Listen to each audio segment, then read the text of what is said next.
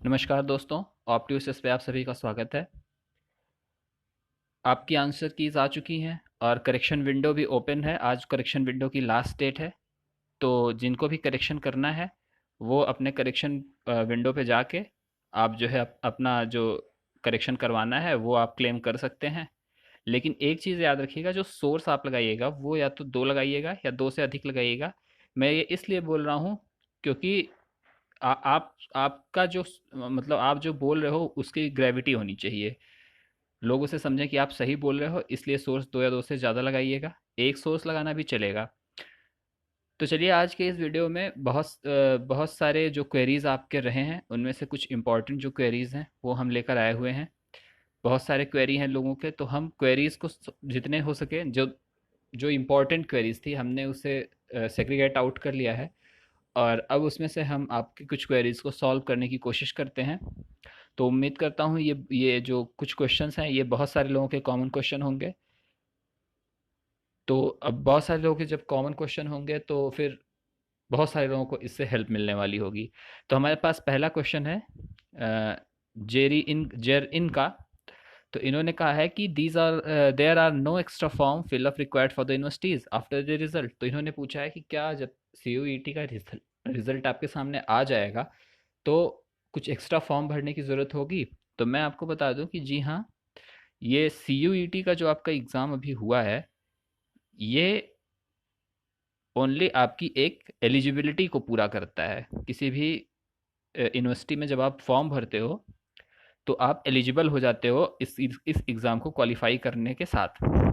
इसका ये मतलब नहीं कि अब बस यही एक फॉर्म भरने के साथ आप जो है यूनिवर्सिटी में एडमिशन पा जाओगे। अभी क्या होगा कि हर यूनिवर्सिटी अपना अपना फॉर्म जो है वो रिलीज़ करेंगी, अपना अपना फॉर्म निकालेंगी, प्रकाशित करेंगी। आपको जिस यूनिवर्सिटी में भरना है अपनी रैंक के हिसाब से आपको एक आइडिया लग जाएगा। आप उसको देखोगे और उस हिसाब से उस यूनिवर्सिटी में आप अप्लाई करोगे, फिर काउंसलिंग प्रोसेस होगा। तो मैं जैसा कि बता रहा हूँ कि ये एक एलिजिबिलिटी क्राइटेरिया ही है। जैसे और एलिजिबिलिटी क्राइटेरिया होते हैं कि बोर्ड में आपको इतना परसेंट मार्क्स चाहिए, और आपको उसमें यूजी में इतना परसेंट मार्क्स होना चाहिए। इसी तरह से आपको CUET क्वालिफाइड होना चाहिए। ये एक एलिजिबिलिटी क्राइटेरिया ही ओनली है। तो होप ये आपको समझ में आ गया होगा। जितने लोगों की ये क्वेरी होगी वो क्वेरी आपको अब समझ में आ गई होगी कि हाँ, आपको एक्स्ट्रा फॉर्म भरना पड़ेगा। इसके बाद हर यूनिवर्सिटी अपना अपना फॉर्म, एप्लीकेशन फॉर्म निकालेगी जो आप भरोगे, और फिर उनकी काउंसलिंग प्रोसेस में आप हिस्सा लोगे। तो चलिए अगला क्वेश्चन देखते हैं अब। अगला क्वेश्चन है प्रतीक का, जो प्रतीक ने मैम से पूछा था कि what will happen if I applied through EWS but I don't have EWS certificate due to some change in guideline of EWS certificate? Will I be considered as a general category student? Yeah, I will not be rejected admission anywhere, right? तो जी हाँ प्रतीक जी, आपका कहना सही है। तो वो सभी लोग जो जिनके साथ ऐसा हुआ है, क्योंकि बहुत सारे लोगों के साथ ऐसा हो सकता है कि अगर आप EWS बनाए रहे हो लेकिन सम कुछ सरकमस्टांसेस बदली हो और EWS फिर बाद में आपका वैलिड नहीं रहा हो, ऐसे केस में आपका कैंडिडेचर रद्द नहीं किया जाएगा। आपको जनरल कैटेगरी स्टूडेंट ट्रीट किया जाएगा। आप ये बिल्कुल भी डर हटा लीजिए कि आपका क्या रिजेक्ट ही कर दिया जाएगा। रिजेक्ट बिल्कुल नहीं होगा, आपको जनरल कैटेगरी स्टूडेंट के रूप में ट्रीट किया जाएगा। तो इसलिए चिंता करने की कोई भी बात आपके सामने नहीं है। अगला क्वेश्चन लेते हैं।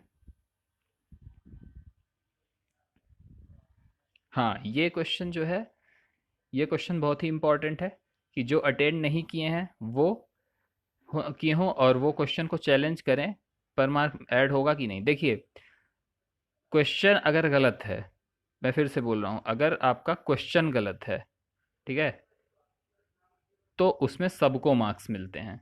जितने लोग बैठे थे, चाहे वो अटेंड किए हों चाहे नहीं अटेंड किए हों, उन सबको वहाँ पे मार्क्स दिए जाते हैं। लेकिन अगर क्वेश्चन नहीं गलत है, एनटीए ने जो ऑप्शन था वो ऑप्शन गलत बोला है, मतलब समझिए आप, दोनों में अंतर है। क्वेश्चन गलत होने का मतलब क्वेश्चन ही गलत पूछ लिया गया, आउट ऑफ सिलेबस पूछ लिया गया या डेटा इनकरेक्ट कर दिया गया वो। और एक चीज़ होती है कि क्वेश्चन सही पूछा गया लेकिन जो चार ऑप्शन आपके ABCD दिए गए थे उसमें एनटीए ने गलत ऑप्शन बोल दिया कि ये आंसर है। ऐसे सिचुएशन में जिन्होंने क्लेम किया था, जो क्लेम करेंगे, तो एनटीए उसको चेक करेगा उनके क्लेम को, और एनटीए पाएगा कि अच्छा हाँ, मैंने आंसर की गलत हमने आंसर में गलत आंसर निकाल दिया। फिर उस आंसर को करेक्ट किया जाएगा मिस्टेक को रेक्टिफाई करके। फिर उसके बाद जितने लोग उस क्वेश्चन को अटेम्प्ट किए होंगे उतने लोगों को ही, और वो सही ऑप्शन लगाए होंगे उन्हीं लोगों को आपको मार्क्स रिवार्ड किए जाएंगे। जिन्होंने नहीं किया है उनको मार्क्स नहीं मिलेंगे। क्वेश्चन गलत है तो सबको मार्क्स मिलेंगे। एनटीए ने अगर आंसर गलत लिखा है तो जो आंसर आंसर गलत जो कि लिखा है जो है एनटीए उसको सही करेगा, और फिर जो सही आंसर किए होंगे कॉपी में आंसर की में अपने, उन्हीं लोगों को नंबर दिए जाएंगे। तो ये एक बहुत ही इंपॉर्टेंट क्वेश्चन था। तो आपको समझ में आ गया होगा कि अगर क्वेश्चन गलत है तो सबको नंबर मिलेंगे, अगर आंसर गलत है तो एनटीए उस आंसर को, अगर क्लेम सही पाया गया तो एनटीए उस आंसर को चेंज करेगा, और जिन्होंने भी अपने एग्ज़ाम के दौरान वो सही आंसर लगाया होगा उनको उनको नंबर दिए जाएंगे, और जिन्होंने नहीं लगाया होगा सही उनके नंबर डिडक्ट किए जाएंगे, और जिन्होंने कुछ भी नहीं किया है उनको कोई टेंशन लेने की ज़रूरत ही नहीं है। तो चलिए नेक्स्ट क्वेश्चन की ओर चलते हैं। हाँ, रिजल्ट डेट, ये तो बहुत ज़्यादा क्वेरी है रिजल्ट डेट की। तो देखिए आज अगर हम यूजी के पैटर्न को जाने, क्योंकि वो पैटर्न ही फॉलो करेगा एनटीए, तो आज आपका ये ख़त्म हो रहा है। जो आप क्लेम करते वो आपकी डेट आज लास्ट है, तो 18 तारीख अगर लास्ट डेट हम ये मान रहे हैं, तो ये अब मान लीजिए कि आंसर वो चेक करने में और फिर नई सही आंसर की लाने में, इन सब में कुछ 10 दिन का समय आप मान सकते हो। तो ये हम उम्मीद लगा सकते हैं कि इस मंथ के एंड, यानी ये जो मंथ चल रहा है आपका सितंबर एंड में, या आप ये कह सकते हो कि अक्टूबर फर्स्ट वीक में आपका आंसर आएगा, आपका रिजल्ट आ सकता है। तो सितंबर एंड जो चल ही रहा है, या फिर अक्टूबर फर्स्ट वीक में आप देख सकते हो, क्योंकि ये सारा एक टीडियस प्रोसेस होता है।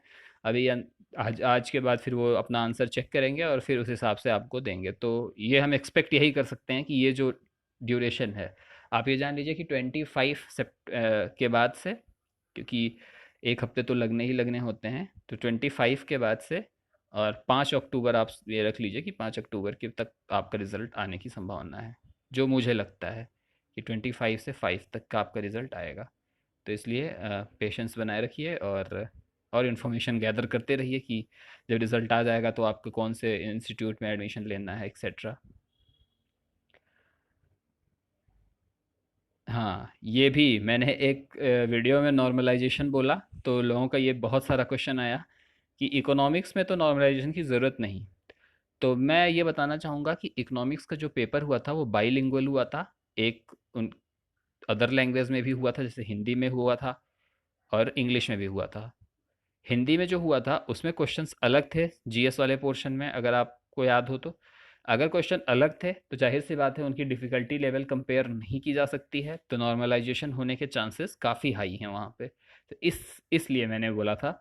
तो नॉर्मलाइजेशन होने के चांस इसलिए बहुत हाई हैं। अभी आपको समझ में आ गया होगा कि नॉर्मलाइजेशन की बात क्यों की जा रही है। हाँ, ये जो क्वेश्चन है देखिए कि कितनी यूनिवर्सिटी परफॉर्म, इसमें इनका जो क्वेश्चन है, इनका शिवाजी प्रधान का जो क्वेश्चन है कि मैम टोटल कितनी यूनिवर्सिटी और कितने सीट्स हैं, एंड अप्रॉक्सीमेटली कितने स्टूडेंट्स एग्ज़ाम अपियर्ड किए होंगे, and which university are good for PG economics, minimum 10 university, please make a video on this. तो इनकी डिमांड जो है वो जल्द ही पूरी की जाएगी। आप ऑप्टिक्स इस पे बने रहें। कितनी यूनिवर्सिटी हैं ये भी जल्दी ही हम बताएंगे, कितनी यूनिवर्सिटी पार्टिसिपेट कर रही हैं सीयूईटी पीजी के लिए। और हर यूनिवर्सिटी में चूंकि अलग अलग सीटें हैं तो टोटल सीट तो बताना मुश्किल है, लेकिन यूनिवर्सिटी वाइज सीट हम कोशिश करेंगे कि आपके सामने एक स्टैटिस्टिक लाएं विद रैंक, कि कौन सी रैंक पहले होगी कौन सी रैंक बाद होगी, जिससे आपको भरने में बहुत ही आसानी हो। और कितने स्टूडेंट क्वालिफाई किए तो रिज़ल्ट आने के बाद चीज़ें जो है वो डिटेल रिज़ल्ट आने के बाद क्लियर होने लगेगा। तो इस पर एक वीडियो आपका आएगा जिसमें आपकी यूनिवर्सिटी और उसकी रैंकिंग, आपकी क्या प्रेफरेंस होनी चाहिए, और एक और वीडियो हो सकता है आए जिसमें किस यूनिवर्सिटी में कितनी सीटें हैं ये चीज़ लिखी हो। गिनिया चटर्जी जी का क्वेश्चन है कि will everyone get marks if the claims are right और only those who mark the right answer. जी हाँ, अ, इसका मैंने डिस्कशन पहले ही कर लिया कि अगर क्वेश्चन गलत है, अगर आपका क्वेश्चन ही गलत है, या आउट ऑफ सिलेबस पूछा गया है, या तो कुछ भी करके क्वेश्चन गलत है, तो सभी को नंबर मिलेंगे। लेकिन अगर क्वेश्चन सही है, एनटीए ने आंसर गलत दिए हैं और क्लेम करने के बाद वो पाया गया कि एनटीए की आंसर सीट में जो आंसर दिया वो गलत है, तो जिन्होंने सही मार्क किया है उन्हें ही नंबर मिलेगा, और बाकियों को नंबर नहीं मिलेगा। तो ये कुछ क्वेरीज थी। तो उम्मीद करता हूँ ये जनरल वे में सभी लोगों की क्वेरी रही होगी जो अब सॉल्व हो चुकी होगी। लेकिन अगर किसी और लोगों को कुछ और क्वेरी है तो वीडियो के कमेंट सेक्शन में आप ज़रूर हमें बताइएगा। हम कोशिश करेंगे कि उनमें से भी जो इम्पोर्टेंट क्वेश्चंस हैं वो आपके सामने लाकर एक वीडियो बनाएं और आपके डाउट्स को वहाँ पे सॉल्व किया जाए। तो रिज़ल्ट का वेट करिए। रिज़ल्ट जैसा कि मैंने बताया 25 से 5 अक्टूबर तक के बीच में आने की संभावना सबसे ज़्यादा है। तो इन्हीं ये मतलब ये डेट आप दिमाग में बनाए रखिए, क्योंकि ये सब प्रोसेस करने में थोड़ा सा समय लगता है जब भी आंसर की वगैरह भी फिर से चेक की जाती हैं।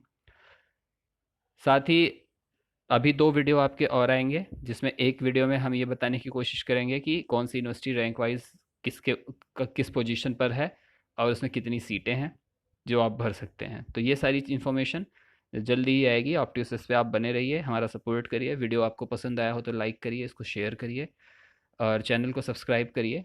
हमारा मोटिवेशन बना रहे और हम आपको इसी तरह से अच्छी अच्छी इन्फॉर्मेशन देते रहें। धन्यवाद।